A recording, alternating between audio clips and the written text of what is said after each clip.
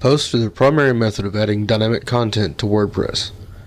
They can be thought of as articles in an online publication. They can contain plain text, hyperlinks, images, videos, audio, and pretty much anything else. WordPress does not, however, allow you to embed Flash into posts by default. It can be done through the use of a plugin, but ideally, Flash will be phased out of use soon anyway, in favor of HTML5. WordPress does, however, allow you to embed videos from major online sources through the use of a shortcode. Shortcodes are pieces of text encased in square brackets that WordPress knows how to process. WordPress includes support for a number of shortcodes by default. This list describes each one.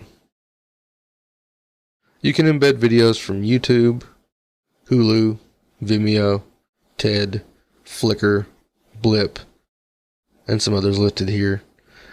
You can embed audio files. You can embed custom audio files that you've uploaded yourself with the audio tag. You can embed a playlist of uploaded audio files with the playlist tag. You can embed audio from SoundCloud, Audio, Spotify, Bandcamp, and 8tracks using their own clouds as well. You can also embed images and documents. A gallery inserts an image gallery into a poster page, and that's of images that you've uploaded. Instagram embeds an image from Instagram. You can embed documents and files from Scribd. You can embed slideshows from slideshare.net and of your own uploaded photos. You can embed documents from Google Docs and even Excel documents from Microsoft Office Live.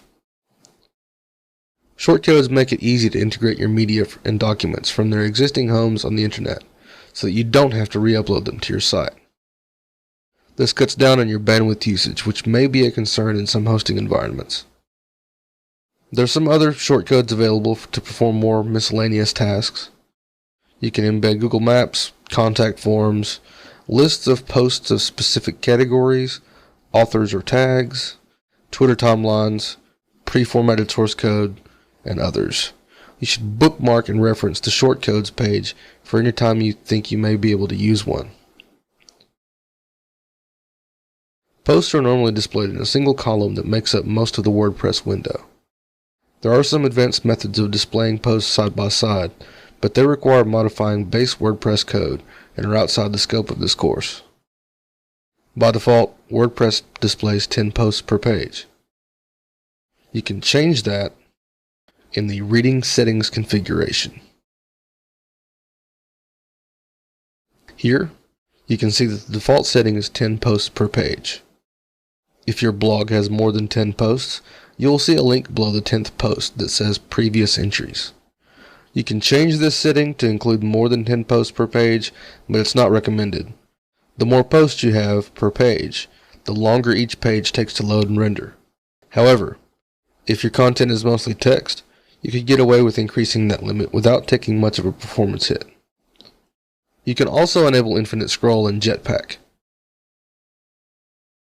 In order to use infinite scroll, you will have to install the Jetpack plugin. We will explore Jetpack in more detail in later videos, but infinite scroll is worth mentioning here. Infinite scroll will automatically load the next 10 posts when a reader reaches the bottom of the page. It is a personal choice, and infinite scroll may work better for some sites than others. For instance, if you have a photo blog where people may be viewing a large amount of photographs, infinite scroll may result in the reader's browser using a large amount of memory, as all the thumbnails stay loaded as you scroll. This may pose an issue for a reader using an older computer or a mobile device. Alternately, if you have lots of text articles, quotes, links, and other short, resource non-intensive content, infinite scroll will work well for you. Another Jetpack feature worth mentioning here is its ability to automatically share posts to social media sites when they are published. This option is located under the Publicize feature in Jetpack. Here, you can see that you can connect your WordPress blog to your Facebook, Twitter, LinkedIn, and Tumblr accounts. Be careful when adding these and make sure that when you connect to one of these services, you make the appropriate choice regarding making the connection available to all users. If you're the only user of your site, you can disregard this.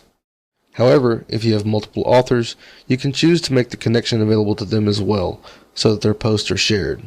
Most of the time, this connection will be to an account made specifically for your blog, but be sure you can trust your authors not to abuse their privilege of sharing their posts. You can also allow readers to share the page to their own social media sites by the use of the buttons located on each post. There are various services here that you can enable and disable at will, simply by dragging them to the appropriate box. You can customize the look of the sharing video that appears on each post at the bottom of this settings page. You can change the button style, label, how links open, and where to show the buttons. You can also disable CSS and JavaScript, but that will normally not be used as custom CSS and JavaScript must be placed into your theme manually. That's the introduction to posts. It may seem complicated, but I'll show you in the next videos how simple they can be.